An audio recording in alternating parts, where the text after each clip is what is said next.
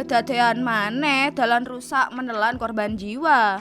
Ono wong wedok mati pas mengalami kecelakaan nang Jember, sahabat muslimah.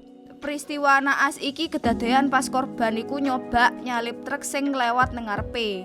Mbok tapi truk iku berusaha menghindari bolongan nang dalan, terus justru nyenggol motor sing ditumpaki korban. Sakjane kondisi dalan sing rusak parah iku ana nang sepanjang jalur, ancene wis dadi sambatane warga ket suwe. Akahe truk bertona segede iku sing lewat dalan iku nggarai tambah parah rusake dalan. Akibate sering kedadean kecelakaan lalu lintas. Ya apa tanggapane warga atas permasalahan iki? Ayo awak dhewe rungokno wawancarane.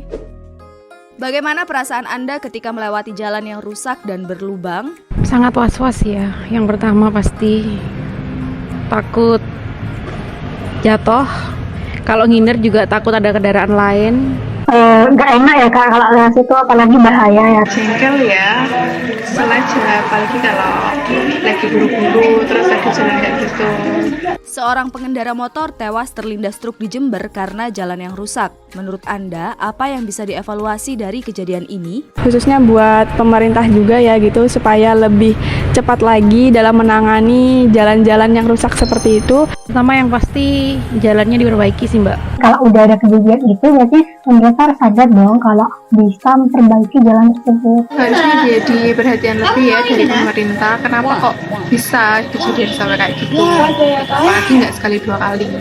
Mengapa banyak jalanan di Jember yang rusak namun tidak kunjung diperbaiki? Pemerintah di daerah tertentu mungkin ada yang cepat, ada yang lambat, tapi kalau yang lambat atau nggak cepat diperbaiki itu masalahnya ya nggak tahu ya, kurang tahu jelas. Mungkin karena kurang kesadaran dari atasannya. Nah, terus yang kedua ini bukan pernah sih, sering. Nah, jalanan itu bukannya diperbaiki tapi cuma ditambal aja, ditambal gitu loh Kak. Jadi bukannya meminimalisir jalan yang lebih baik, jadi itu tambah parah. Ya mungkin itu dananya kurang ya, atau mungkin nggak turun dari pemerintah, kan kita nggak tahu ya. Mengapa negara tidak memiliki dana yang cukup untuk membangun infrastruktur yang layak? Kalau tidak salah itu setiap desa itu dikasih 1 miliar kalau nggak salah. Nah itu itu pastinya kan bisa lah, cukup. Kurang tahu juga ya. Kalau menurut saya sih cukup buat membenarkan jalan-jalan yang berlubang seperti itu. Tapi kembali lagi ke perangkat desanya atau bagaimana desa tersebut itu atau wilayah tersebut itu membenahin atau menggunakan uang tersebut. Menurut saya bukan tidak punya dana yang cukup ya, dananya cukup, tapi mungkin nggak tahu ya Mbak.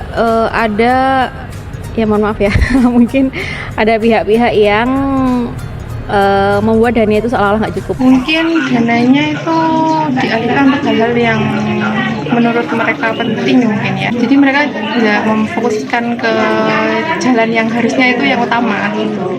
Apakah mungkin suatu saat nanti pemerintah mampu membangun infrastruktur yang layak? Kalau menurut saya harus bisa ya.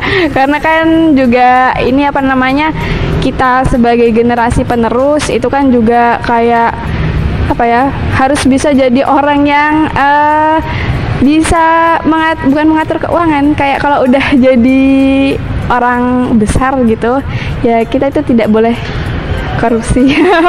Mungkin saja, kita doakan. Harusnya bisa ya, karena kan kita juga negara yang kaya ya, harusnya sih mampu. Apa harapan Anda kepada pemerintah? Kalau memang sudah ada dana dari pemerintah pusat yang dikhususkan untuk membangun infrastruktur suatu daerah, maka sebaiknya ya dikoordinir sebaik-baiknya uang tersebut. Maksudnya harus bisa dipertanggungjawabkan uang tersebut, jangan sampai disalahgunakan. Infrastrukturnya harus diperbaiki lebih merata lagi di seluruh Indonesia biar perekonomiannya juga baik, itu sih.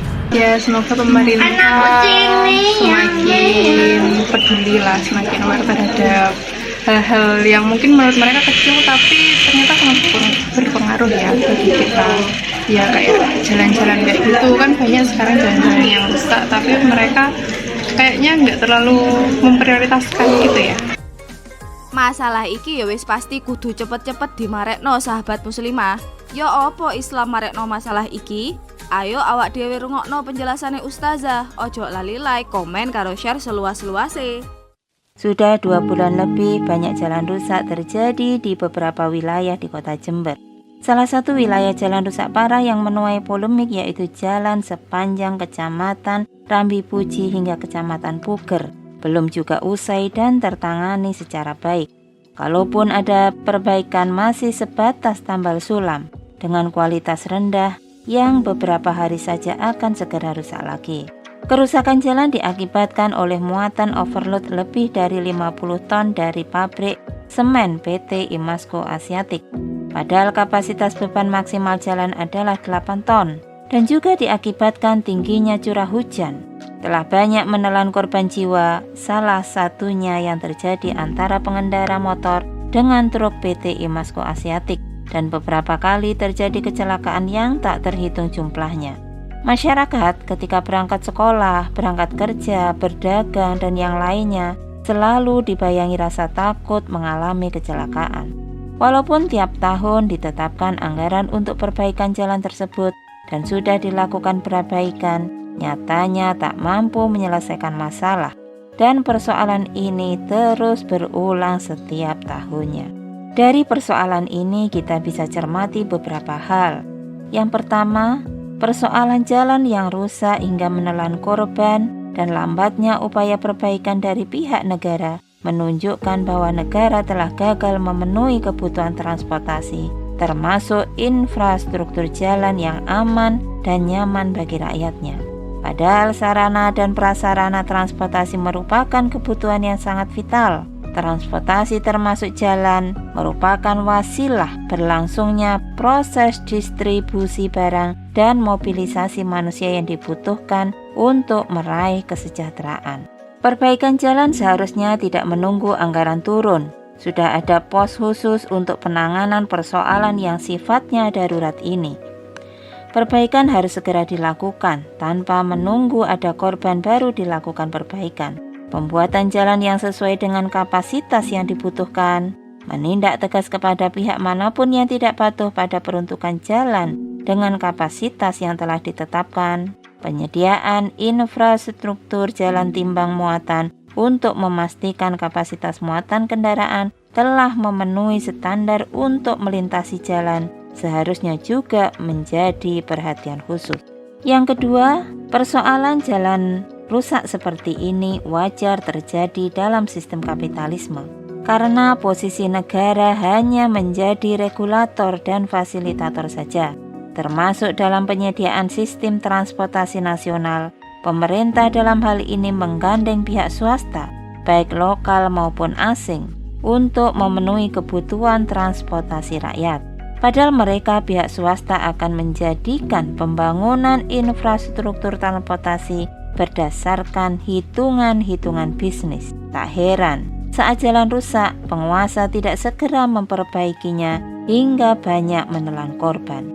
Sebab dalam sistem kapitalisme, penguasa hanya regulator, bukan pengurus rakyat. Bahkan penguasa memposisikan dirinya sebagai pelaku bisnis yang bekerja sama dengan pihak kapitalis.